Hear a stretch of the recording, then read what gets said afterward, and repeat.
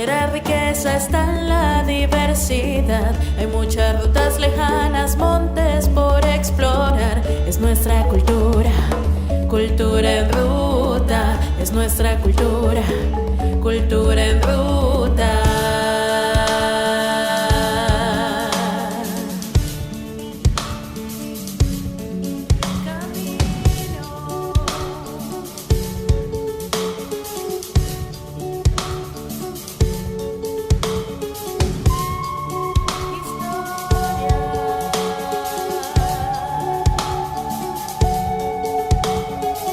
La verdadera riqueza está en la diversidad. Hay muchas rutas lejanas, montes por explorar. Despertar. Es nuestra cultura, cultura en ruta. Es nuestra cultura, cultura en ruta.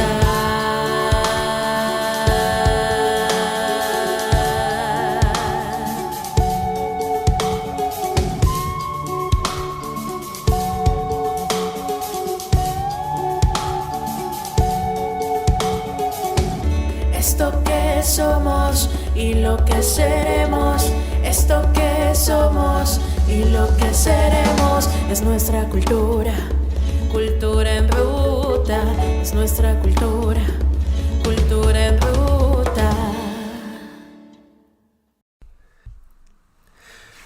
Bueno, bienvenidos nuevamente a un episodio de Cultura en Ruta, y este episodio tiene una particularidad muy especial. Me encontraba en Bogotá, en la Universidad Distrital, en el centro, en la Facultad de Artes ASAP, en el cual es un espacio que tiene un lugar especial en mi corazón, porque de allá fue donde yo aprendí muchas cosas, allá fue donde yo estudié, me gradué y donde desarrollé un carácter artístico muy diferente al que pude haber tenido de no haber entrado a estudiar. Y bueno, para mí fue una maravilla encontrarme con estos proyectos de grado. De hecho, ahorita que estamos grabando este episodio me recuerda a esa época en la cual yo hacía crónicas de artistas hace varios años, en la época de la pandemia. Y, y justamente hablando de estos episodios, pues nos encontramos con algo que me enorgullece bastante, y es que el trabajo de aquellos chicos que vi crecer a lo largo de estos 5 años es maravilloso, es una cosa impresionante, es un trabajo muy bien hecho. Aquí con Salomé estaba elogiando su diagramación, los nombres, el hecho de que algunos nombres no tienen como que no dicen mucho, pero tal vez hay un propósito detrás, somos conscientes de que hubo un trabajo de 2 años detrás de ello. Y también las decisiones que toman los docentes con los estudiantes, el permitirles y el respetar el hecho de que coloquen el nombre que quieran, que la diagramación sea tan libre, y eso permite hacer unos proyectos de grado muy interesantes. Afortunadamente para esta exposición el montaje era muy importante, y en serio lo tomaron muy en serio. Tanto así que no dejaron escapatoria a que nosotros no pudiéramos ver los proyectos de grado. Pudimos tener acceso a los textos, de hecho, debido a que agregaron un código QR, y por eso pudimos ver el texto, ya que el texto de un proyecto de grado pues es muy importante, y no verlo sería como omitir una parte bastante vital que acompañaba estas obras, ¿sí? Como dije, el montaje fue impresionante. El concepto también estaba muy bien trabajado, y bueno, para mí fue muy interesante encontrarme con estas obras, porque realmente habían proyectos de grado muy chéveres, y que son pertinentes que hablemos aquí en Cultura en Ruta acerca de esos proyectos. No vamos a poder mencionarlos a todos porque eran bastantes y se nos van a escapar algunos, pero vamos a hacer lo posible para cubrir con lo que podamos, y ser como muy objetivos, y también describirles los proyectos de la mejor manera desde aquí. Aquellos que les llamen la atención, vamos a tratar de colocar toda la información en la descripción de cada una de las publicaciones. Salo, ¿tienes algo que decir? Bueno, yo particularmente no fui ese día. Ese día estuvo Samuel solo allá, pero igualmente él me trajo como algunas cosas de la experiencia. También, como él decía, tener los proyectos escritos disponibles, pues es chévere porque uno ve más allá de la obra finalizada. Yo he insistido mucho tiempo en Cultura en Ruta, creo que en casi más de los 40 episodios que llevamos, en que para mí el proceso creativo es algo fundamental y poder conocer cómo los artistas piensan, cómo ven el mundo, cómo entienden también su trabajo, pues considero que es algo muy importante y que vale la pena conversarlo en este podcast, porque como dice Samuel también, es un podcast en el cual no tenemos imágenes, no es un video podcast, entonces vamos a hacer el mejor trabajo posible por describirles estas obras y esta experiencia, y claramente para nosotros en Cultura en Ruta es fundamental apoyar también el talento joven. Creo que eso es una de las cosas que hemos estado intentando promover un poco más en este último año del proyecto, y a pesar de que ya la exposición se desmontó, siempre está la iniciativa para que vean los perfiles de los artistas, para que busquen, por ejemplo, esa información que queda en el repositorio de la universidad, si les interesan los proyectos, para que vayan siguiendo la huella también de los artistas jóvenes, porque al final ellos son también el futuro de este ecosistema cultural que se va construyendo. Y quiero que tengamos esa idea presente hoy, ecosistema cultural. Es algo que me gusta mucho y que me gustaría como que lo fuéramos conversando también a lo largo del episodio. Entonces, ¿comenzamos? Bueno, pues siguiendo esa idea que tú acabas de mencionar, algo interesante que pasa con esta exposición es que los artistas que vamos a ver el día de hoy, de los artistas que vamos a estar hablando el día de hoy, ven necesidades del arte o ven necesidades en el arte hoy en día que de pronto otras generaciones no estamos viendo, ¿sí? Algo muy particular de esta exposición es que ellos trabajaron mucho en equipo. Hubo muchos proyectos colectivos, cosa que normalmente no ocurría, ¿sí? De hecho, en mi generación, la mayoría, aunque nos llevábamos muy bien, trabajábamos solos, éramos lobos solitarios cada quien por su cuenta, ¿sí? Cosa que aquí no, aquí realmente había un proyecto colectivo muy interesante. Y la mayoría de montajes y de propuestas interactuaron muy bien entre sí. Yo quiero que comentemos o que leamos el texto curatorial, comenzando como por ahí. Creo que siempre a la hora de abordar una exposición es la mejor manera.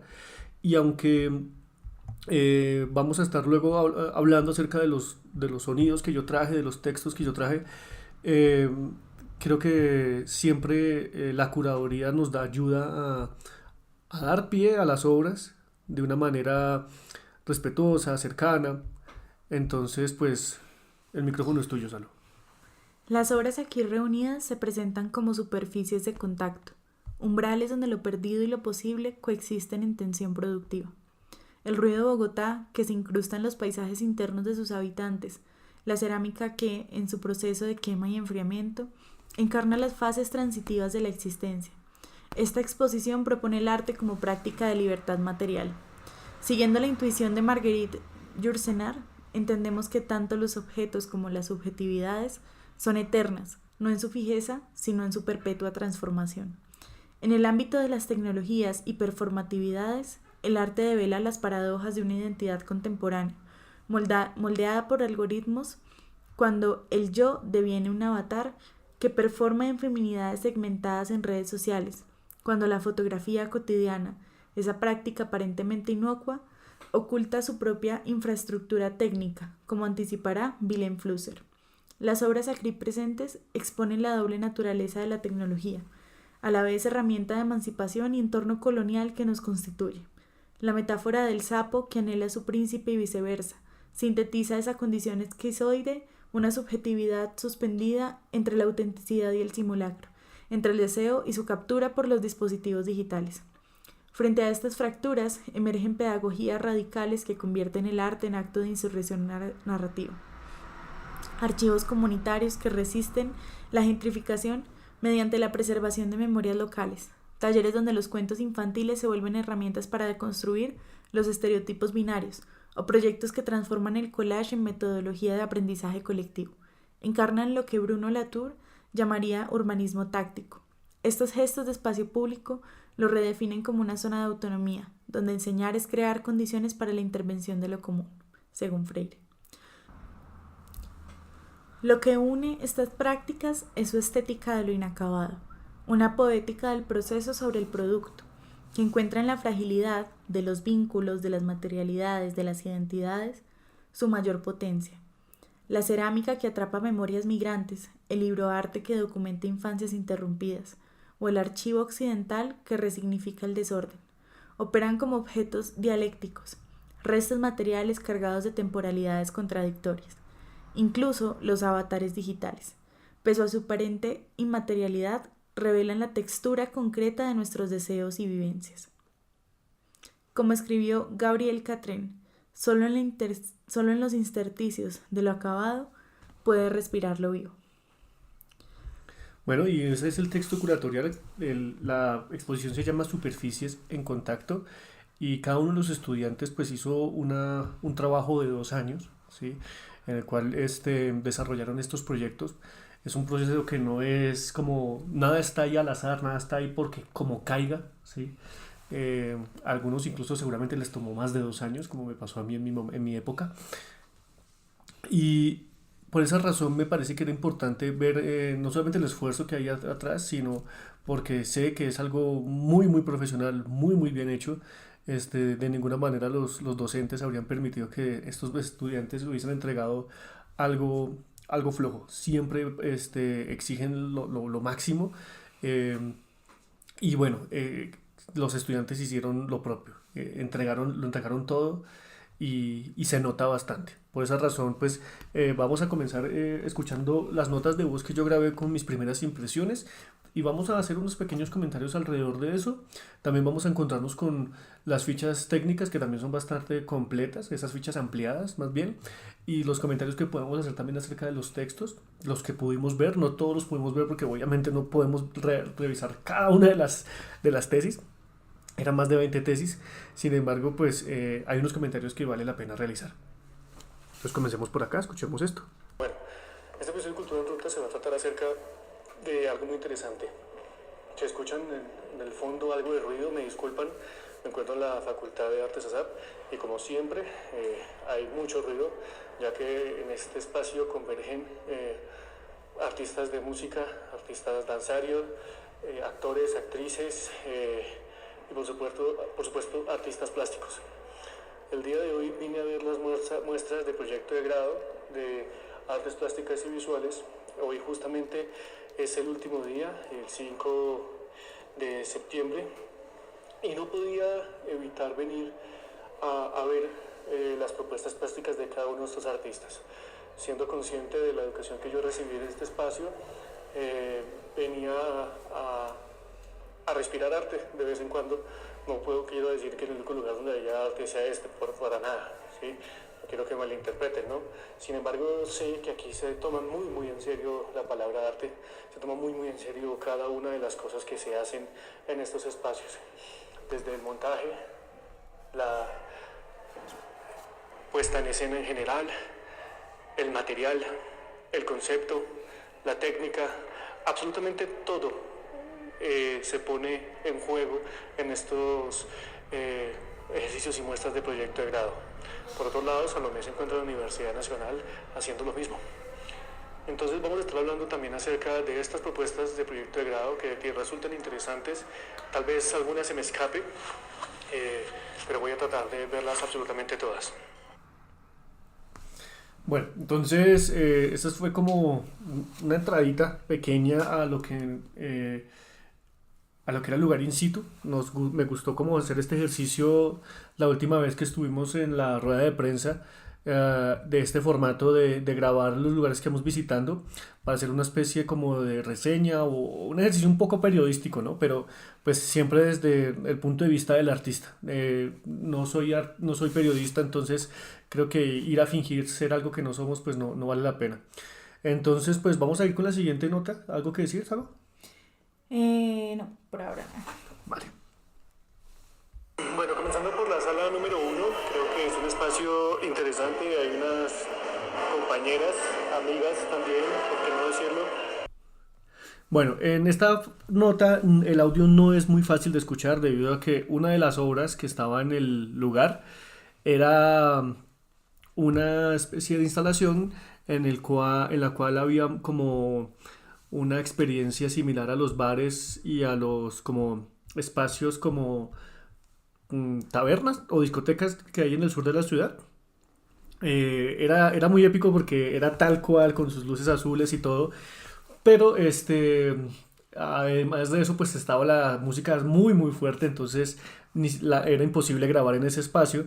También era imposible escuchar los cuentos de una de las obras, entonces digamos que esa obra como que chocaba con las otras un poco.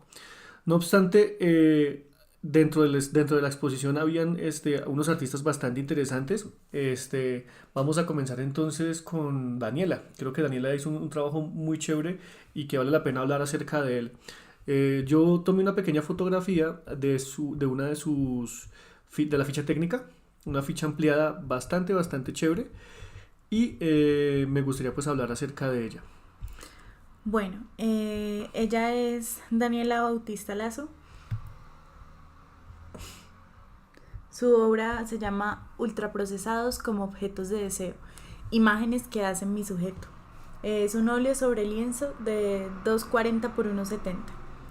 Este proyecto explora cómo la visualidad influye en mi gusto por los alimentos ultraprocesados. Desde una perspectiva experiencial, investigo cómo estos productos se insertan en mi dieta y cómo los dispositivos visuales influyen en la adquisición del gusto por ellos. Un estudio de la representación de alimentos en la historia del arte muestra la evolución de nuestra relación simbólica y cultural con la comida. A través de una serie de autorretratos, el proyecto reflexiona sobre cómo estos alimentos participan en la construcción de la subjetividad contemporánea, invitando al espectador a pensar en su rol como consumidor y la influencia de estos productos en la identidad. Bueno, ¿qué te puedo decir? La obra es bastante impactante por sus dimensiones, porque estamos hablando de un gansito de 2 metros eh, por, por unos 50, son unas obras bastante grandes. Y nos encontramos con la artista autorretratada sobre estas piezas. Eh, Además de eso, pues invita pues, especialmente a reflexionar acerca de los alimentos, ¿sí?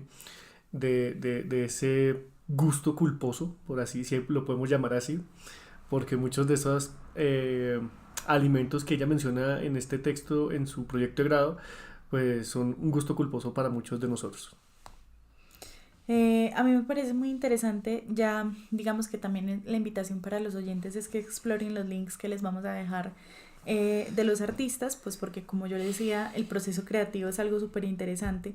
Y una de las primeras imágenes que aparece en el proyecto de Daniela es ella de niña comiéndose un alimento ultraprocesado y de niña muy pequeña. Supongo que debía estar como que ni siquiera tenía 1 año o bueno, de Yo un creo año que más o dos menos. años por mucho, no pasará de ahí. Sí, pero me parece que es interesante, a ver, como por ejemplo, cómo el arte nos empieza a hacer relaciones que a veces nosotros consideramos absurdas o cotidianas. Por ejemplo, el tema de la comida, pues es algo para nosotros completamente cotidiano, pues porque es algo que tenemos todos los días en nuestra nevera, que mercamos y que sabemos que comemos ciertas cosas en la semana y unas cosas que nos gustan, otras que no, que hay alimentos que ya vienen listos y entre comillas nos facilitan la vida. Pero a mí me parece interesante también como preguntarse, por eso que decía Samuel, como el gusto culposo o entender como otra mirada de los alimentos. En este documento de Daniela también aparecen como unas fotografías de los bocetos que hacía y es ella como abrazando y con esta mirada de deseo frente a los objetos, por ejemplo, de un yogur alpina o de una fruna o de un de todito.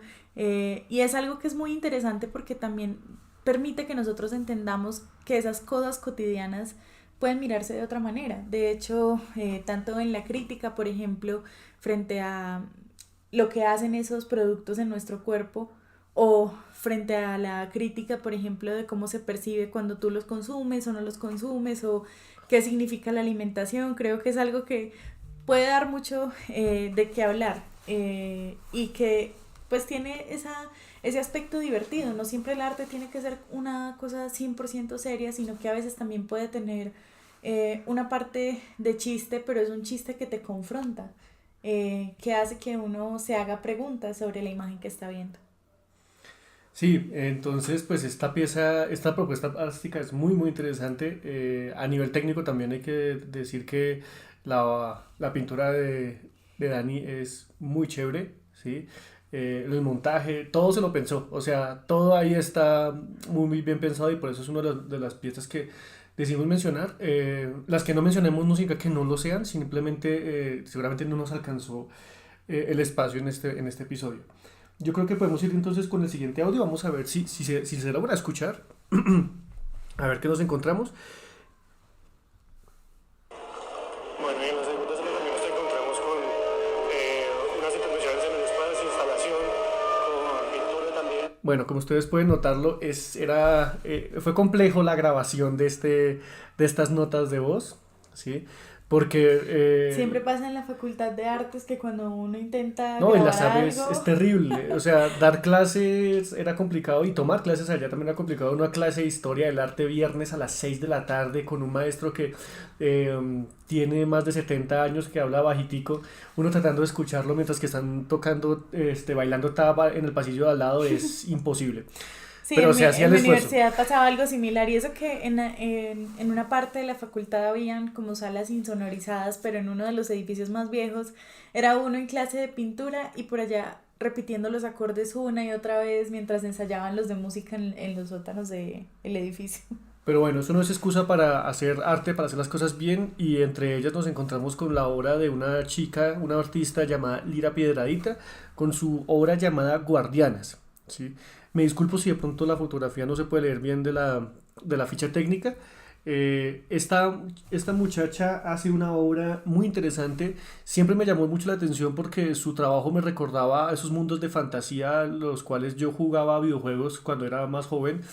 Yo jugaba World of Warcraft y me hacía recordar la cultura celta, los druidas y todas estas como eh, ecosistemas, no, universos que habían como inventados y que se volvían tan fantásticos en esos videojuegos. No obstante, pues obviamente el trabajo de Lina es mucho más serio que lo que yo estoy mencionando, pero de alguna manera me invitaba a ese ejercicio fantástico de imaginar, de pensar en los planetas de Principito y bueno, por esa razón quise mencionarlo. Guardianas, línea piedradita, cerámica e instalación sonora. Los cuentos de hadas nos han perseguido desde la antigüedad, sean ciertos o no. Guardianas busca mostrar un poco de las percepciones del mundo a través de una narrativa que nace desde lo genuino del ser y de la misma autora. Crecer y vivir en el campo obsequia una sensibilidad maravillosa por la naturaleza, sensibilidad que da color y sentido. El proyecto es un libro de arte instalado que recopila diversas aventuras en mi búsqueda de conectar con ciertos mundos sensibles partiendo de la etapa de la infancia y mostrando una narración desde lo poético con un trasfondo simbólico, genuino y metafórico. Y bueno, como yo mencionaba, es un ejercicio muy lindo ver el trabajo de esta mujer.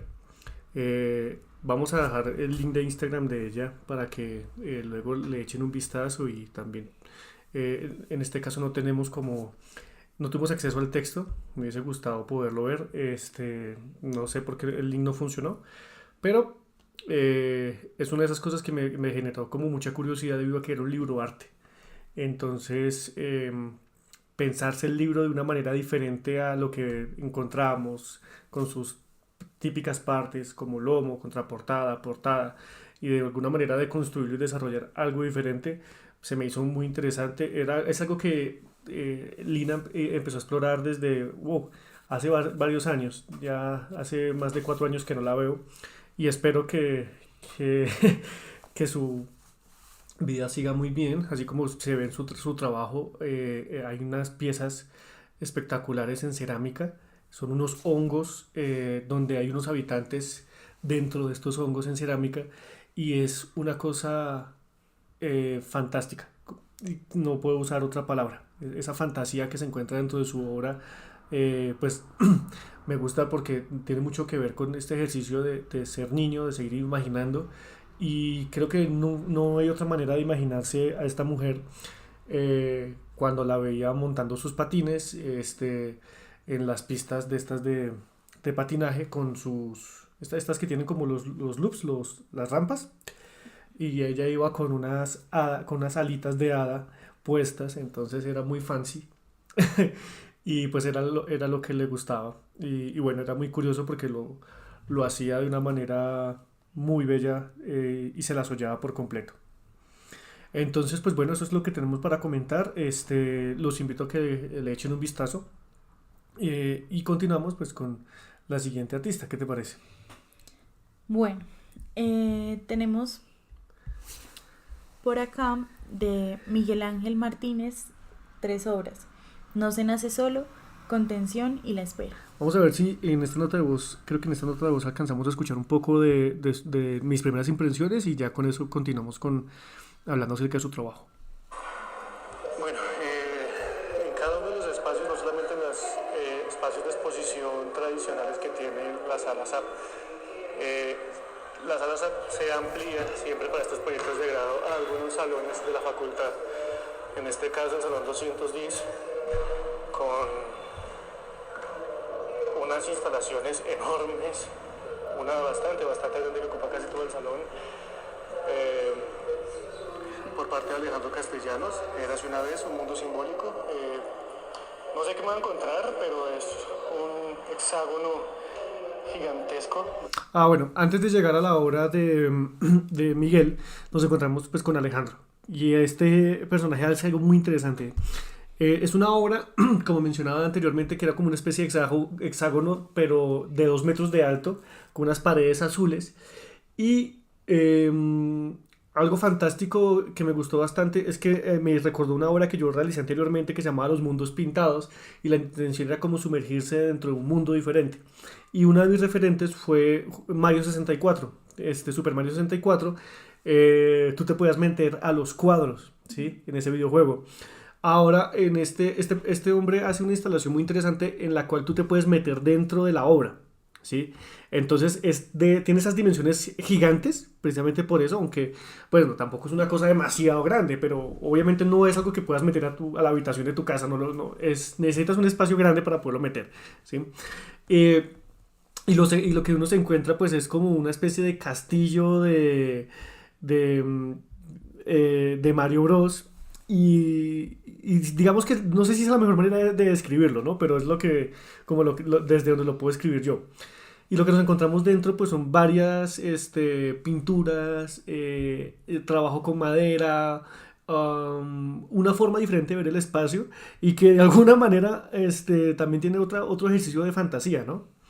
Entonces me parecía muy interesante mencionarlo. Me dejó impresionado pues el trabajo, y de hecho no sé dónde va a meter esa instalación tan grande. Ojalá pronto pueda también como reactivar su proyecto de grado y exponerlo en otros espacios, porque Casi siempre el proyecto de grado es lo primero que uno expone cuando es un artista emergente. sí, y porque no merece que algo tan bien hecho y tan bien trabajado no se pueda seguir reactivando en otros espacios. Y no solamente lo digo con él, sino con otros artistas que encontré en esta propuesta plástica, y que me resultaron bastante interesantes. O sea, realmente fue un ejercicio muy, muy bello. Creo que ahora sí vamos con el audio de Miguel. Vamos a ver si es esto. Bueno, estamos aquí en la Facultad de Artes ASAP. Como les dije anteriormente, el ruido de este espacio siempre es bastante curioso, y ya me había olvidado de que este edificio constantemente tiembla. No obstante, pues siempre es interesante venir a encontrarse con los estudiantes que están en sus procesos académicos, que están investigando cosas. En esta ocasión me encontré así como por casualidad a Camila, es una estudiante que se está Ya me acordé de el día de hoy, mostrando su... Entonces, bueno, esto es otra nota de voz para más adelante, perdón por el desorden. Creo que vamos a ir entonces a hablar acerca de Miguel directamente, y ya luego seguimos con Camila. Bueno, Miguel Ángel es un artista muy interesante. Creo que, si no estoy mal, era de Barranquilla, si no estoy mal. Y que de hecho era muy juicioso con el estudio de la cerámica. Entonces él estudiaba todos estos procesos, lo vi estudiar bastante estos procesos alquímicos de la cerámica, y también era como muy, tenía mucha habilidad a la hora del modelado. Y él presentó 3 piezas en cerámica en unos pedestales que creo que él mismo hizo, porque no eran los pedestales que normalmente encontramos en los montajes de la universidad, los típicos pedestales blancos que son como los que se usan frecuentemente en casi todas las exposiciones de todas las universidades, no solamente la distrital, sino los he visto en los Andes, los he visto en otras universidades. Y en este caso creo que fue curioso encontrarse con ese detalle porque pues es tanto el mismo por sus piezas de cerámica que les fabricó su propio pedestal. Entonces es algo que me resulta muy, muy interesante. Entonces, bueno, Salo, cuenta, vamos a hablar un poquito acerca de él, dale. No se nace solo. Escultura cerámica, superposición de esmaltes de baja temperatura con ceniza de semilla de cerezo. Figura que alude al origen compartido y la interdependencia vital.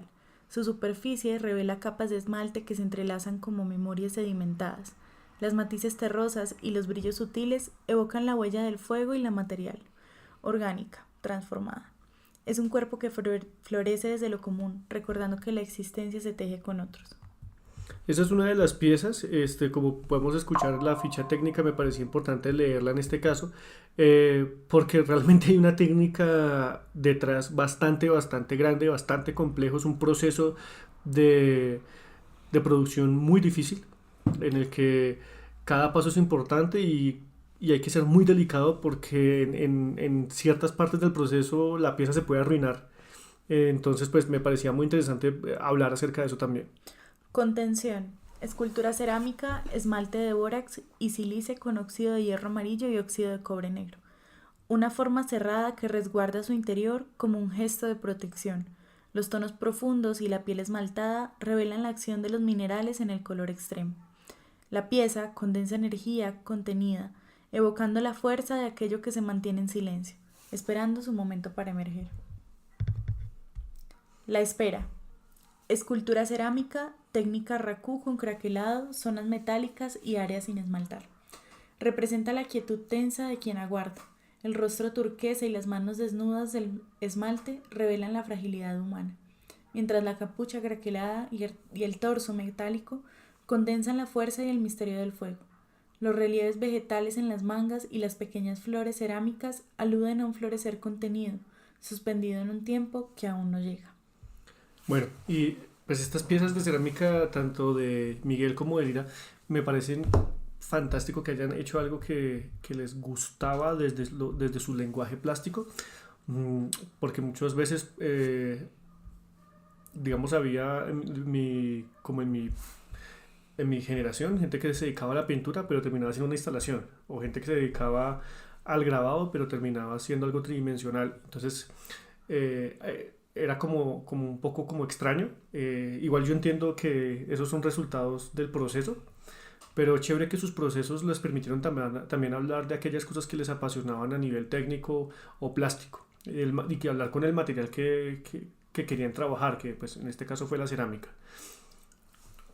¿Algo que quieras comentar tú también? Que además me parece muy interesante los materiales que utiliza porque en su mayoría, desde lo que veo, son materiales también minerales, o sea, materiales naturales. Y pues digamos que la cerámica además es algo muy cotidiano. La cerámica es lo que tenemos en los platos en los que comemos, en los pocillos en los que nos tomamos el café por la mañana. Pero tiene una característica de que esa cotidianidad también hace que sintamos una gran cercanía. Es un material muy difícil de trabajar, pero además trabajarlo con minerales es aún más difícil porque es poder aprovechar esos mismos elementos de la naturaleza para fortalecer no solamente la belleza, sino lo que te está contando esa materialidad y el tiempo de trabajo también que hay detrás. Entonces creo que es algo chévere, algo interesante, y la descripción que hace Miguel también es una descripción muy profunda, una descripción que no solamente se queda en que la pieza es así, tiene estas medidas, sino en comprender también, creo que un poco ese ejercicio ritual que tiene uno como artista cuando está en el momento de la creación, en ese momento en el que se conecta con algo más allá y puede lograr darle vida a la obra.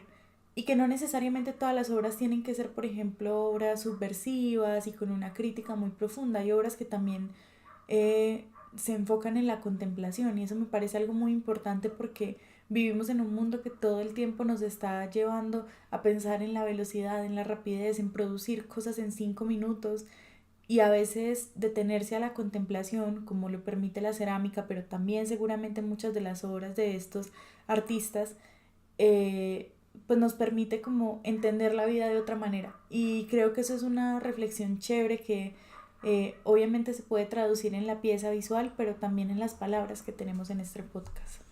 Sí, también algo interesante que pasaba acá era que muchas veces la técnica puede hacer que uno no se fije tanto en el concepto, y aquí también Miguel daba pie para que hablemos acerca del concepto, la forma tan poética en la cual escribió sus textos, los describe, invita también a que uno no solamente se quede solamente con wow, qué técnica tan chévere, tan compleja, tan bien estudiada, porque pues claro, hay unas palabras y unos minerales y unas cosas ahí dentro que hacen que uno se olvide el concepto. No obstante, Miguel no lo deja como no permite que esto ocurra, sino que también invita a hablar acerca del concepto.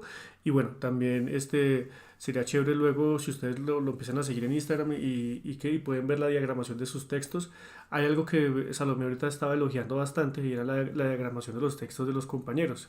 Salomé es docente de investigación. Exacto, entonces ella está todo el tiempo calificando tesis y proyectos de grado. Sí, es mi pasatiempo.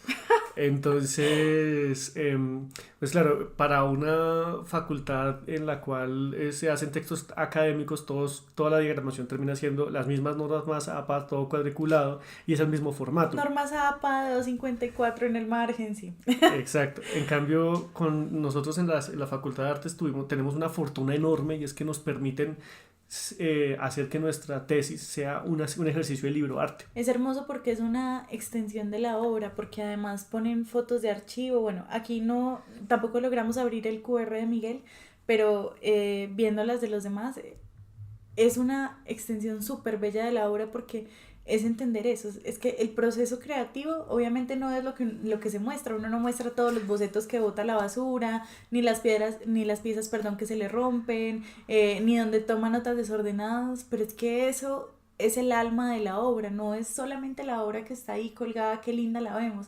Incluso cuando vamos a un museo, esa obra son un montón de intentos fallidos detrás, son un montón de fracasos, pero también de ganancias en medio del proceso para poder lograr darle vida a eso tan hermoso que es esa obra de arte final.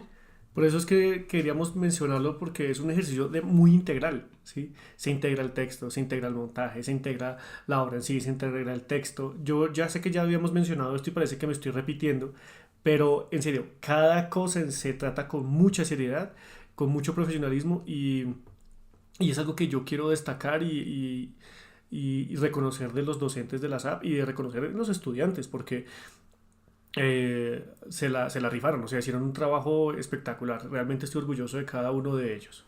Vamos entonces a escuchar la nota de voz de Camila, que justamente ese día me tropecé con ella. Yo estaba haciendo mis notas de voz, tratando de tomar fotos, tratando de como de traer algo de contenido, y nos encontramos entonces con Camila. Estamos aquí en la Facultad de Artes ASAP. Como les dije anteriormente, el ruido de este espacio siempre es bastante curioso, y ya me había olvidado de que este edificio constantemente tiembla. No obstante, pues siempre es interesante venir a encontrarse con los estudiantes que están en sus procesos académicos, que están investigando cosas. En esta ocasión me encontré así como por casualidad a Camila, es una estudiante que se está presentando el día de hoy, mostrando su trabajo, algo que tiene que ver mucho con el dibujo, y se nota que está estudiando el dibujo a profundidad. Me recuerda esas clases en las cuales uno se preguntaba qué es el punto, qué es la línea, y aquí vemos una intervención en el espacio enorme, y también propone una experiencia acerca de invitar a los demás a dibujar, a contar algo, ¿sí? Y justamente por esa razón quise invitar también a Camila a que nos contara algo, lo que le nazca contarnos acerca de su proyecto. Y bueno, el micrófono es tuyo. Entonces, Tranquila. este proyecto surge a partir de una inquietud personal, porque luego de iniciar mi formación académica en la universidad pues dejé de dibujar. Entonces empiezo a hacer una indagación de la experiencia académica propia y de otros 6 compañeros, de cómo fue su experiencia en las clases de dibujo. Esto lo hago a través de 2 formas de dibujo, el diagrama y el diseño arquitectónico, que pues están presentes tanto en la proyección y planeación curricular como en el diseño arquitectónico. Toco el diseño arquitectónico porque pues en este espacio tan peculiar que es el espacio de la Merced, pues no se pueden desligar la experiencia académica de la experiencia espacial. Entonces es como ese juego de cómo se vive aprender a dibujar en un edificio como este. Oh, qué chévere. Bueno, ahí vamos a estar mirando a ver qué otras cosas nos encontramos en este espacio. Bueno, entonces el trabajo de Camila es muy interesante y aquí es donde comienzan como a encontrarse uno con este ejercicio colectivo de trabajo en equipo. Todos se ayudaron bastante, se nota, y aquí hay un ejercicio muy interesante porque Camila invita a los demás a participar dentro de su obra. La pieza es enorme y lo que nos podemos como encontrar es con algo muy chévere, porque no solamente es dibujar por dibujar bonito, sino que también piensa en arquitectura, piensa en las utilidades que tiene el dibujo, el dibujo como una herramienta. Entonces, Saro, cuéntanos un poco. De la elegía al Nostos, María Camila Díaz Rivera, retorno al dibujo. Este proyecto surge de una inquietud personal relacionada con el distanciamiento que experimenté con la práctica del dibujo durante mi formación universitaria. A raíz de esta ausencia, propongo un retorno al dibujo por medio de una indagación sobre la enseñanza de este en la academia. Me centro en dos dimensiones que condicionan las clases: la proyección curricular, presentada gráficamente mediante diagramas, y el espacio del Palacio de la Merced, abordado desde el diseño arquitectónico. A partir de estas herramientas conceptuales y gráficas, desarrollo una estrategia metodológica basada en un cuestionario que recoge las percepciones de varios estudiantes sobre su experiencia académica, espacial y emocional de las clases. La información es traducida en una propuesta gráfica que es una evidencia de mi proceso investigativo y mi reconciliación con el dibujo. Yo quiero decir algo que me parece súper interesante del trabajo de María Camila, y es que yo soy un poco obsesiva con los diagramas, Samuel lo sabe. Me encanta hacer mapas siempre porque mi forma de entender el mundo es a través de esos mapas, o de esa, sobre todo creo que es a partir de una unión de ideas, y eso me permite poder comprender un poco más esos temas complejos. Y ahorita que estábamos viendo el trabajo de María Camila, lo primero que yo empiezo a ver son varios mapas y mapas que se convierten en dibujos, además, que es una cosa que a mí me parece muy chévere, porque cuando uno piensa en un mapa usualmente piensa en algo aburrido, un esquema que ayuda para una presentación o para resumir un tema, pero hay, por ejemplo, artistas y teóricos que han trabajado con eso, como lo que son las derivas situacionistas, que eran unas actividades en donde las personas se perdían en la ciudad y comenzaban a hacer como unos mapas para traducir a la experiencia estética esas cosas que estaban viviendo allí.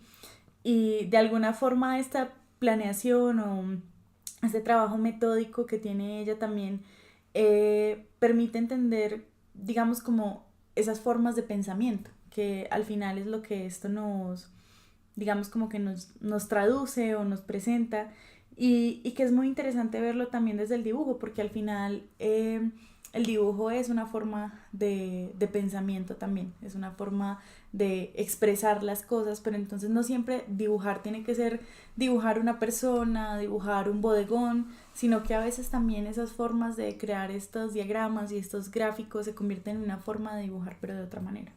Sí, es una manera también incluso hasta de organizar ideas. Y aquí lo que pasa es que se organizan las ideas en esta obra de 6 estudiantes, ¿sí? En el cual pintan entre ellos y bueno, incluso hasta la invitación que hacía la obra de ella en esta instalación también era como, había una mesa, además de haber una pieza de 3,5 metros por otro 1,5 metros, porque también se permitieron hacer unas instalaciones monumentales, como dije, era muy chévere porque solamente cabían máximo como 3 piezas por sala, porque hacían cosas, están haciendo unas obras enormes, era muy chévere. Acá pues también como que invita a hacer una especie de cadáver exquisito, si lo podemos llamar así, porque era una como papel de 1 metro de largo por quién sabe cuánto de ancho, y tú ibas como abriendo estos especies de papiros. Me recordaba un poco como a los egipcios y a su biblioteca de Alejandría, que tenían acceso a esta planta llamada el papiro. Entonces era un papel muy largo y uno veía como los dibujos que habían hecho los demás, y tú podías intervenir, proponer cosas, era muy interesante. Entonces también invitaba a los demás a participar a la obra, así como pasaba con otros compañeros. que por ejemplo, Lina colocaba cuentos de fantasía en su obra para que los demás pudieran interactuar con ella. Este hombre que invitaba a meterse dentro de la obra literalmente hablando, ¿sí? Entonces, hay unas propuestas que hacen que también haya algo interesante, y es que se piensan también como la persona, el espectador, el público, quien sea quien interactúe con la obra, eh, se lleve algo más que simplemente contemplación. Exactamente. Y bueno, vamos a ver qué nos encontramos acá. Bueno, continuando con la producción del episodio, nos encontramos con la obra de Miguel y de André en el Este sí era el texto de salón Miguel. 212, 3. Entonces ya hablamos de Miguel, pero por Creo que acá cada obra lo merece. Son unas piezas realmente bellísimo. Por acá nos encontramos con André, ¿sí? André es un pintor muy interesante, ¿sí? De pronto no puedo describir como la situación tan bien con mis palabras, pero voy a hacer el mejor esfuerzo posible. Yo creo que este hombre trabaja lo que viene siendo pintura en general, ¿sí? Tal vez ya sea óleo, mixto, etcétera, tal vez digital. Bidimensionalmente hablando, es muy rico su trabajo, sus paletas de colores son muy chéveres. Veía algo muy curioso con lo que hace otras compañeras de su grupo, y es que sus paletas suelen ser muy vibrantes, un poco psicodélicas, ¿sí? Y yo me esperaba de pronto, cuando uno la ve, el primer impacto, como el primer reojo que uno le echa, es pintura, ¿sí? Pero al recorrer la obra me di cuenta que era una instalación, ¿sí? Y también hay un ejercicio de fantasía muy interesante, pero aquí habla acerca de sapos y de príncipes, ¿sí? Entonces, esta instalación se volvió un ejercicio muy interesante porque invita a la lectura, invita también a mirar la técnica, pero el concepto también es brutal. Entonces, es una pieza que realmente llamó mucho la atención y que nos gustó bastante. A mí en especial me llamó la atención su pintura. Su pintura era bellísima y eso fue como algo que se robó mi mirada. Pero ya después pueden como conocer un poco acerca del concepto y realmente hay unas reflexiones bastante interesantes ahí dentro. De sapo a príncipe, reconfiguración de aspecto e identidad. André Montaño. Instalación en técnica mixta.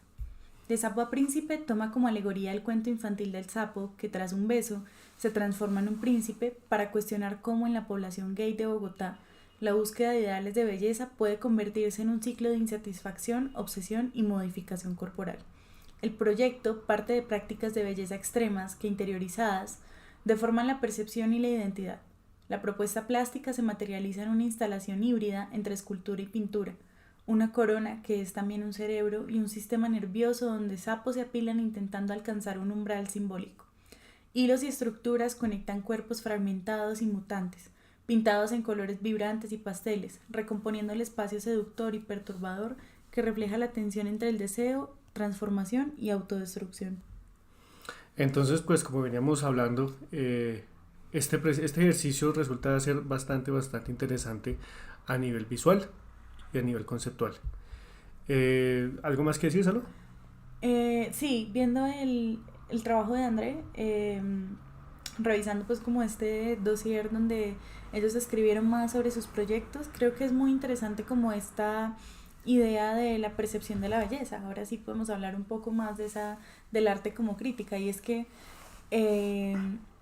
usualmente se cree que los estereotipos de belleza están solamente asociados a las mujeres o a lo femenino, pero es algo con lo que todos tenemos que lidiar día a día, y también este simbolismo que además relaciona como estos cuentos de la infancia con esa idea también de la identidad y de cómo nos percibimos y de cómo nos percibe el otro, creo que es algo supremamente interesante, sobre todo porque pues también es como cambiar un poco la perspectiva, entender que hay unos estándares de belleza que son muy difíciles de lograr, estándares de belleza que nos complican la cotidianidad, y pues que vale la pena también como ver las cosas de otra manera y entender un poco como ese tema de lo oscuro que está detrás de esas formas a las cuales ya nos hemos acostumbrado. Sí, tal cual. Sí, hay cosas que uno que cuesta mucho como aceptar, desarrollar. Es un ejercicio difícil es un tema difícil de tocar, no difícil de tocar porque sea tabú ni nada de eso, sino porque cada quien tiene una perspectiva única acerca de sí, hay gente que también lleva un proceso único. eh, entonces pues es un tema difícil, pero no difícil por lo que no sea tabú, como decía, sino porque es muy agobiante la cantidad de información que uno puede generar ahí, la cantidad de procesos que salen de ahí y la cantidad de personas que pasan por procesos muy similares a lo que menciona o a lo que propone André. ¿Sí? Hay gente que, por ejemplo, tiene el problema de que donde vive, el paradigma de belleza, por así decirlo, es, no sé, los hombres que son bajitos y robustos, ¿sí? Y uno que mide 1,90 y es delgado, pues no aplica, ¿sí? A mí me pasó, suena extraño, yo veo tu cara y dices, pero ¿cómo que yo? Pues hay gente que le pasa, que hay lugares donde es así, ¿sí? Entonces, son de esas circunstancias curiosas, ¿no? ¿Quién creería? Todos cargamos nuestra propia cruz, como dicen por ahí. Sí, pero pasa mucho con la gente que, por ejemplo, quiere ser gordito y no puede ser gordito porque su cuerpo tiene un metabolismo muy rápido, por ejemplo, o cuando uno es lacio de cabello y quiere ser crespo, ¿sí? A veces uno también se cansa de su aspecto y quiere de pronto probar algo diferente. Entonces, bueno, da muchas cosas para las cuales hablar. Vamos con la siguiente nota de voz, a ver qué nos encontramos, si se puede oír y si no, pues hacemos los comentarios así. Bueno. Entonces, ya la última nota de voz es acerca del conversatorio que hablamos al final. Y creo que es una invitada inesperada para este episodio, que es Erika. Ella es una docente, también fue mediadora del Museo del Banco de la República y, más importante, una gran amiga, conocida y colega con la que trabajé en alguno que otro proyecto. Y su criterio y lo que les contaba acá y con lo que hablaba con los estudiantes me parece que es algo que sería interesante colocar en este episodio, aunque va a ser solamente un fragmento. No obstante, quiero, antes de llegar hasta allá, hablar acerca de otra pieza que me pareció muy interesante. Yo acompañé a Jacobo a lo largo de su proceso, no sabía que iba a madurar tanto. Realmente, como les digo, hace 4 o 5 años que no iba a la SAB a hacer estos ejercicios de acercarme a respirar arte, y lo que me encontré fue algo muy interesante. Entonces, hablemos acerca de Jacobo Salo. Lijando muros, estrategias antiespecistas y la enseñanza como método de creación artística. Jacobo Cárdenas Castañeda. Técnicas mixtas. Lijar es una metáfora utilizada para referirse al proceso de disminuir poco a poco y de forma constante la brecha entre una cultura especista que concibe a los animales como objetos, productos y recursos, y una ideología emergente que los reconoce como seres sintientes, con intereses y derecho a una vida libre de explotación. Esta muestra es el resultado de un trabajo pedagógico desarrollado en el barrio San Benito de Bogotá, un territorio marcado por la industria peletera y las curtimbres. A través de laboratorios de creación desarrollados con estudiantes del Colegio San Benito Abad, fue la educación artística la herramienta para cuestionar el especismo y sembrar una posición animalista, vegana y antiespecista. La obra combina pintura, fotografía, escultura e instalación participativa, donde el público podrá intervenirla con los elementos del espacio. Lijando muros es un ejercicio de transformación cultural, donde el arte se convierte en un acto político y pedagógico que invita a repensar nuestra relación con otras especies.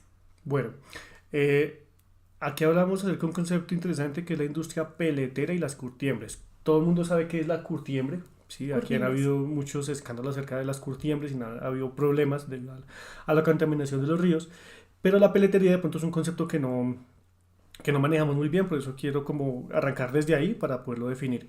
La peletería es una profesión, ¿sí? Hay profesionales que se dedican al trabajo con el cuero, ¿sí? Lo que viene siendo la fabricación de instrumentos de cuero, no solamente como ropa, sino también otros como objetos utilitarios, y que hay que aceptarlo, hoy en día seguimos utilizando, ¿sí? Jacobo pues tiene mucho que ver con este ejercicio porque su familia trabaja el cuero y de donde viene está rodeado con esta práctica. Entonces es una familia de peleteros, ¿sí? De especialistas en el trabajo con el cuero y que yo lo considero un arte prácticamente, es un ejercicio que requiere mucho trabajo manual, mucha artesanía, pero también veo que Jacobo maduró bastante en su ejercicio con respecto a qué hacer con estas circunstancias, porque él habla de veganismo, ¿sí? Estuvimos hablando, cuando estuvimos conversando acerca de su obra, de su proceso, él tenía un dilema moral bastante fuerte, porque él entiende que el trabajo con el cuero también es el sustento de muchas familias. Y él no quiere ir en contra de eso también. Entonces, ¿qué hace Jacobo en su trabajo? ¿Qué es lo que tú crees que hace, Salo? Eh, bueno, según lo que entiendo, procesos para entender también como un poco eh, como esa brecha, ese entendimiento entre el uso que se le da en este momento, por ejemplo, a los animales y esta ideología o este sentimiento que tiene él con respecto también a ese uso. Exacto, y también habla acerca también de la educación como una herramienta para poder comunicar lo que él siente o piensa, ¿sí? Sin ser ¿cómo se dice esto? Adoctrinante. Sin ser adoctrinante. Y eso me parece fantástico, porque de hecho hablamos hace poquito de la diagramación de su texto, ¿sí? Y es que él habla de manera pedagógica, ¿cierto? Y encuentra la pedagogía una manera de ser crítico, ¿sí? Y hablar con responsabilidad acerca del uso de estas materias. De hecho, la pedagogía nos permite también muchas veces acercarnos de forma distinta. Incluso ahora que me acuerdo, hay como un cactus que se siembra, que pues nace en México y es un cactus que están utilizando para reemplazar el cuero. Pero obviamente estas son industrias que llevan mucho tiempo y obviamente no es juzgar a quienes viven de esta industria, pues porque claramente es un oficio que existe desde hace muchos años. Pero es interesante como también, por ejemplo, los procesos pedagógicos nos permiten entender otras posibilidades de abordar esas prácticas que siempre hemos venido trabajando. Sí, y el ejercicio de que Jacobo haya reflexionado acerca de esto por años, estoy hablando de fácil 4 años, 3 años, con este dilema moral y que haya encontrado como una manera de hablar respetuosamente, de ser crítico, de no caer en intentar que el otro piense igual que yo, sino en entender también cómo piensa el otro. en entender cómo piensa el otro tal cual. Me pareció muy interesante, muy chévere y es algo que quiero aplaudir porque realmente cuando conversábamos yo la verdad tampoco no le veía salida a este problema, a este dilema moral. Y viendo su texto, de la diagramación también es bellísima, me parece que es otra diagramación muy linda, porque su texto es como un libro infantil, ¿sí? Pero es un libro infantil muy bien hecho, me hago entender, no quiero que la palabra infantil se malinterprete, ¿sí? No, de hecho hay libros infantiles que son increíbles. Sí, que están como el monstruo de colores, por ejemplo, que tiene una diagramación espectacular. De la misma manera, pues este hombre también se piensa la imagen de cada uno de su texto y propone cosas muy chéveres acerca de cómo, del respeto por los animales, ¿sí? Y bueno, creo que hasta acá podemos ir como comentando los procesos, aunque siempre nos quedamos con una que otra pieza que vale la pena mencionar como una pieza destacada o unas menciones especiales, ¿no? Entonces en este caso nos vamos con No siempre nos gusta el rosa. No siempre nos gusta el rosa, Gabriela Ege. Al recorrer este hogar emergen las conversaciones, tensiones y memorias que conviven dentro del lugar. En su corazón, un libro que recoge testimonios en un diálogo con quienes han marcado la identidad de la autora como mujer. Se entretejen voces de abuelas, tías, madres y hermanas que hablan de la maternidad, sexualidad, violencias de género y lugares cotidianos, revelando cómo operan los estereotipos y las decisiones políticas. Visibiliza diferencias, dolores y alegrías. transformando lo íntimo en un relato colectivo. Es un escenario que amplifica una experiencia, como si se hojease un árbol familiar. El libro es un regalo para sus protagonistas, pero quienes se reconocen en él y para quienes buscan formas de nombrar lo vivido, un objeto vivo que provoca conversación.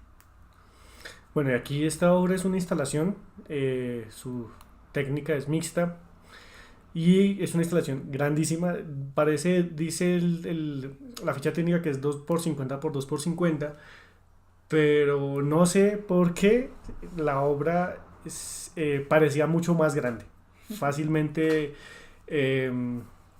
uno creería que ocupa 4x4. Sé que ocupa 250 por 250, pero te atropellaba el color rosa. Sí. Tú llegabas, estabas viendo las piezas y de repente ¡pras!, te agarraba así de sopetón. Y bueno, es una obra que precisamente invita a reflexionar acerca de la feminidad, acerca del rosa en sí, de estos símbolos que podemos decir como se otorgan, ¿sí?, se señalan y que terminan siendo a veces, ¿cómo se dice? ¿Invasivos? No, como que presionan, ¿sí? Sí. Entonces, bueno, la instalación es meterse a una habitación completamente rosa y de hecho creo que alguien si la ve sin fuera de contexto va a pensar que es como la habitación de la Barbie, de las muñecas estas, de la casita de la Barbie, pero de tamaño real, porque absolutamente todo es rosado, ¿sí? Los muebles, el piso, todo. Y aunque es algo muy bonito, detrás de ese color rosa puede que pasen cosas no tan bonitas. Eso me parece que es algo también muy, muy bello porque para quienes crecimos en familias más matriarcales que patriarcales, familias que tienen una gran cantidad de mujeres, pues yo leyendo como lo que ella ponía recordaba mucho a las mujeres de mi familia. De hecho, mi proyecto de tesis de la universidad también fue un proyecto que hice con mujeres con las que crecí. Y a veces hay ciertas cosas que se dicen en espacios de confianza, en lugares seguros que se construyen como entre ese compañerismo con las mujeres, pero que se vuelven parte de la cotidianidad y que a veces se conversan entre risas, pero son cosas que duelen y que están en lo profundo. Y hablar de que a uno no siempre le gusta el rosa, no siempre le gustan las cosas que dicen que nos tienen que gustar a las mujeres, creo que es algo bastante interesante. Y también como a veces nos cansamos de que siempre haya un estereotipo detrás de cómo debe ser una mujer, cómo se debe ver, cómo debe actuar, sentir, cómo debe vivir, y a veces también explotar todo en rosa puede ser una manera de expresar esos sentimientos que tenemos cuando todo el tiempo nos dicen de qué manera debemos experimentar nuestra cotidianidad solamente por el género con el cual nacimos. Bueno, la última pieza que vamos a hacer una alusión a ella se llama La Huerta, ecosistema narrativo, de Aromaritaca. Es una instalación mixta con fotografía, video y libro objeto. La Huerta, ecosistema narrativo, es un proyecto que se adentra en el vínculo entre las prácticas artísticas y la agroecología. Dimensiones profundamente entrelazadas por medio de artefactos, herramientas e instrumentos nacidos de la experiencia colectiva de habitar la huerta urbana agroecológica Agruabachué en Bogotá, el libro Huerta por cosechar por los ojos, la bici itinerante Bachué y el libro compostero. Se despliegan como organismos vivos que brotan de los campos pasados, presentes y futuros, de quienes llegaron del campo con memorias y saberes que en la ciudad se reavivan, se practican y se transforman. Son traducciones poéticas que transforman parte de un entramado revelado por la escucha, el sabor, el aroma, la mirada y el tacto. Abre la puerta hacia un recorrido por los frutos de una ciudad híbrida. Bueno, entonces la obra es una cosa fabulosa. Sí, el nombre me jode un poquito el de aroma. No, yo soy disléxico, entonces no lo voy a poder leer durante unos 2 o 3 días. Me tocaría esforzarme hasta poder llegar a Bueno, la cuestión, yo la vi con mis propios ojos y es que no sé cómo describirlo de forma. Es que es un libro, pero es una bicicleta, pero es un huerto Es, es como un transformer muy curioso. Es como una simbiosis entre una bicicleta, plantas, el compostaje, una cosa muy, muy interesante. Que de hecho me recordó mucho el episodio que nosotros hicimos en Bosa, ¿te acuerdas? Sí, el de la huerta del tierra ocupa. Exacto. Pero en este caso esta niña hace algo muy, muy chévere. Y es que, primero, debe haber sido un proceso creativo muy curioso. Porque claro, estamos hablando de una bicicleta que al mismo tiempo es un libro, que al mismo tiempo es una huerta. Entonces es un objeto que es bastante frita la idea. Entonces yo me imagino que el ejercicio detrás de pensárselo debió ser muy interesante. Resolver como, no sé qué habrá pasado por la mente de ella.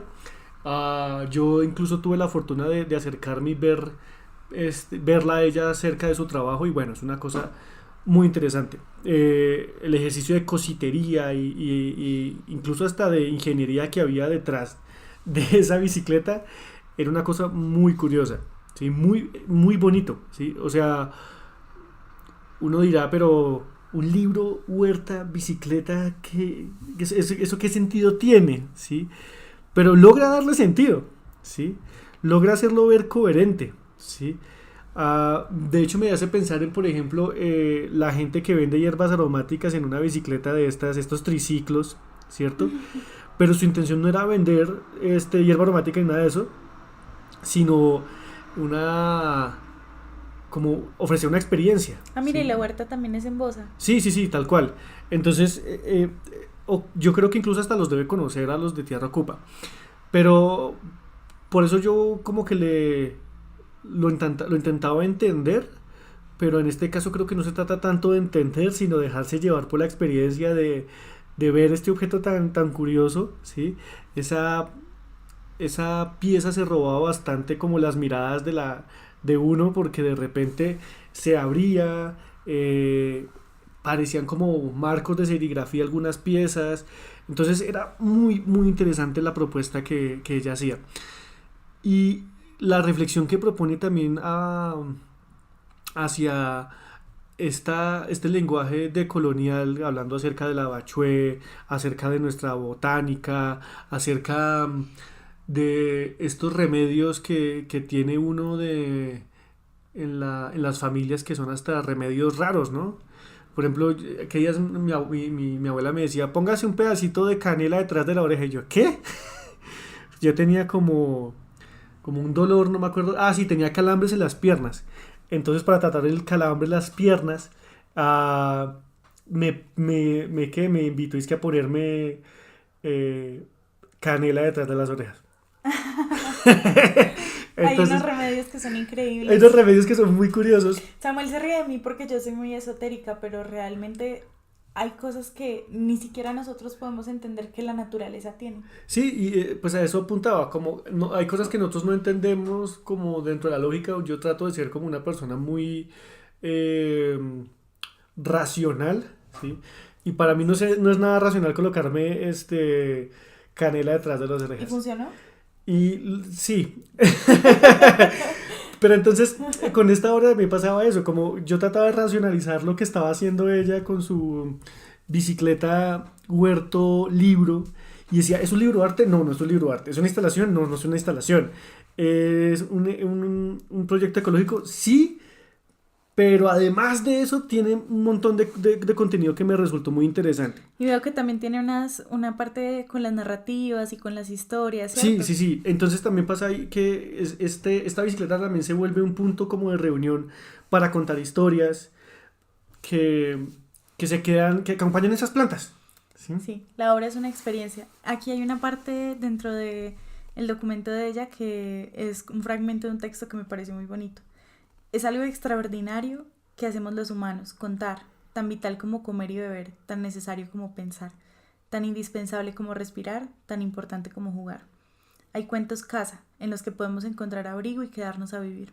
Lo digo porque he vivido algún tiempo en varios de esos cuentos. Hay otros que son ríos y podemos bañarnos en ellos muchas veces. Otros son caminos que recorremos y llegamos a otro lugar, donde ya no somos los mismos. También los hay que son armas, permiten defenderse. Otros son lámparas y permiten ver en la oscuridad.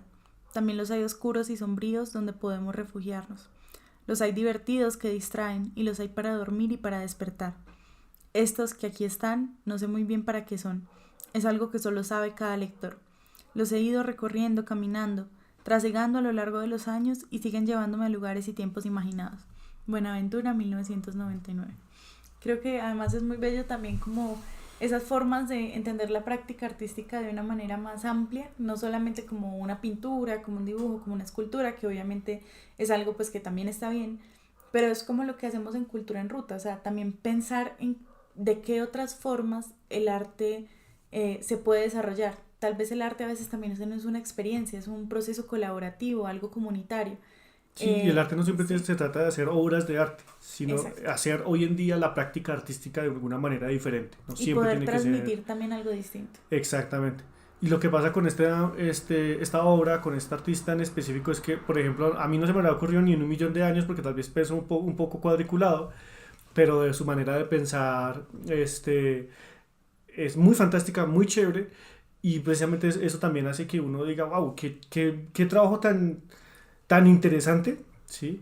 Porque dentro de mi cabeza no creo que haya salido una idea así nunca, y es bonito ver esas otras ideas, haber tenido la educación artística como también para respetar ese proceso y darme cuenta de que hay una cosa enorme, muy chévere, y poder incluso hasta saborearme su texto y ver ese dossier que hay ahí, porque es un dossier botánico bellísimo. Es hermoso, sí. Es una cosa impresionante y es una de esas cosas que incluso hasta ah, expresan una sensibilidad por las plantas, por la naturaleza, por cómo contar las cosas. Y creo que cada uno de estos estudiantes tuvo un proceso educativo que los llevó a pensarse todas estas cosas de una manera muy integral.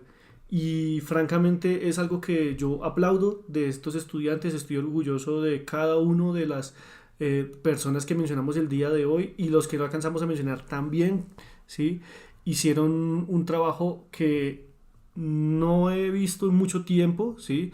Que incluso hasta me sorprendió porque yo suelo ir a ver exposiciones, a ver obras en ciertos lugares y no se trata de comparar ni nada de esas cosas, pero los procesos que me encontré acá fueron sorprendentemente gratos. Habían obras que incluso hasta eran innecesariamente bellas, ¿sí? Pero me parece súper chévere que uno se puede incluso hasta permitir hacer cosas innecesariamente bellas.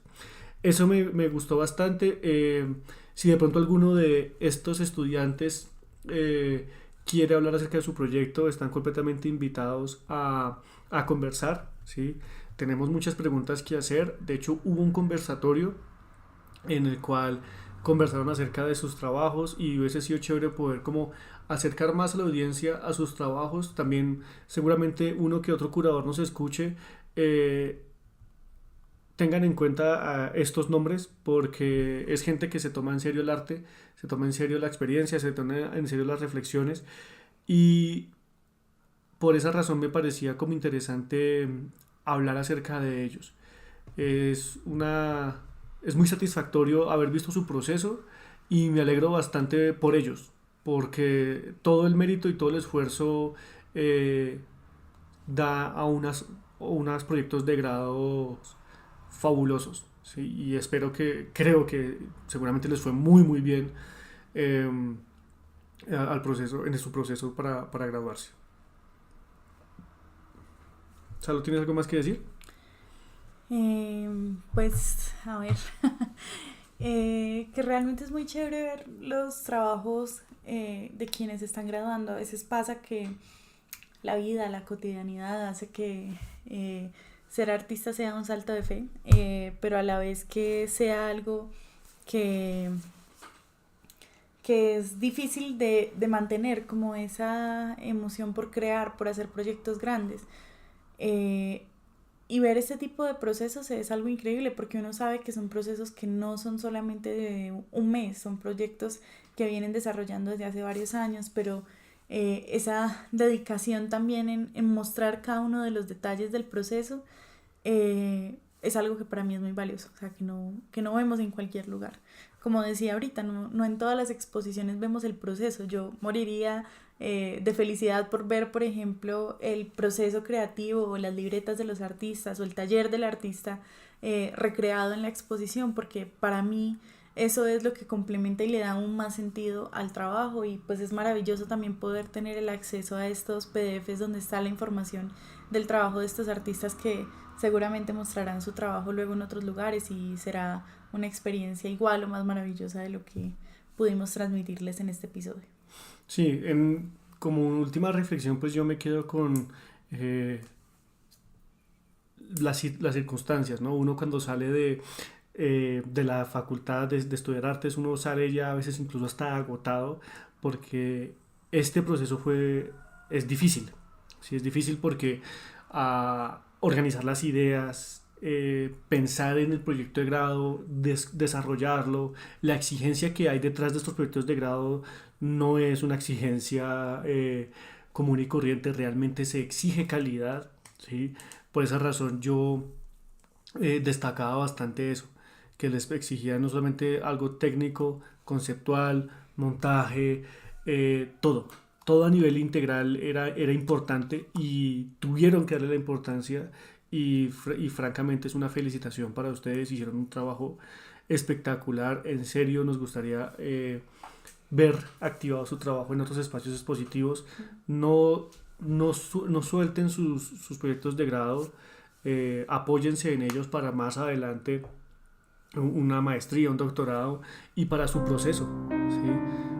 Porque creo que hasta el momento para muchos de estos estudiantes es la obra a la cual más esfuerzo, trabajo, investigación, análisis le han metido, y como artista sé que eso requiere muchísimo trabajo detrás y es complejo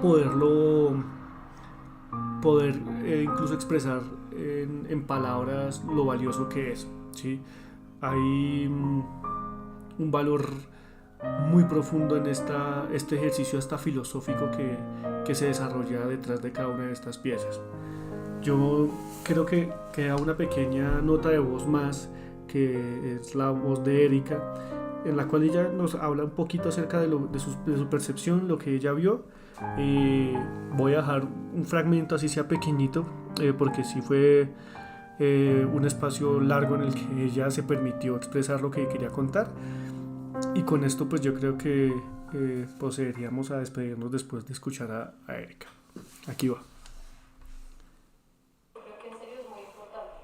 Y no solo es importante por el cartón, pues porque al fin y al cabo me lo dieron acá, ni siquiera pude tomar una foto con nadie, después lo metí en una bolsa de basura y está dentro de una carpeta que está dentro de un grabado.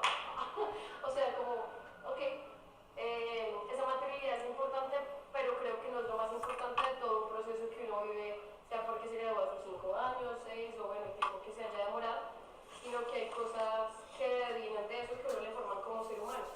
Entonces, quería empezar por eso y es como, ¿y ahora qué? Pues felicitarme, o sea, festejar porque estoy terminando un proceso matéricamente hablando, que lo puedo ver ahí, pero también estoy terminando un proceso humano que en el momento decidí que iba a hacer, que me presenté con un montón de personas y pasé a una universidad donde pasan de tantas, donde de pronto tuve que encontrar recursos económicos para pagar la matrícula, comprar materiales, porque tenía profesores que testaban, me tocó encontrármelos una y otra vez y no podía cancelar la clase porque me tocaba pasarla, no pude trabajar con compañeros y compañeras porque fue un horror, tuve problemas emocionales en mi vida, me partieron el corazón, me volví a enamorar, o sea, como que a uno le pasan tantas cosas en ese momento de la vida que son importantes, o sea, genuinamente son importantes, entonces como que lo primero que quería es que yo aprendí después, antes de graduarme de la universidad, a festejar los logros que he hecho, y este es uno, o sea, este es uno, entre tantos que uno puede. Y bueno, ese es como un pequeño fragmento de lo que mencionaba Erika, de celebrarles. Ustedes también lo hicieron posible, lo lograron después de 5 años, incluso para muchos fueron más de 5 años, como me pasó a mí. Ahí hay un gran fragmento de la vida de cada uno de los profesionales que salen detrás de las artes. Ustedes no hicieron esto por hobby, esta es su pasión, este es su trabajo y valórenlo porque ahí detrás hay un montón de sudor, de sangre, de materia gris quemada poco a poco en sus inventos, en sus ideas, en las cosas que les interesan, en las cosas que se comen, en las cosas que los hacen soñar, en las cosas que los hacen fantasear, en las cosas que los obsesionan, en sus virtudes, en su capacidad y en sus talentos, o en las cosas que les preocupan acerca del mundo. Yo con esto me despido, les doy un gran abrazo a cada uno de ustedes y ojalá pueda volver a hablar acerca de su trabajo en otro episodio más de Cultura en Ruta.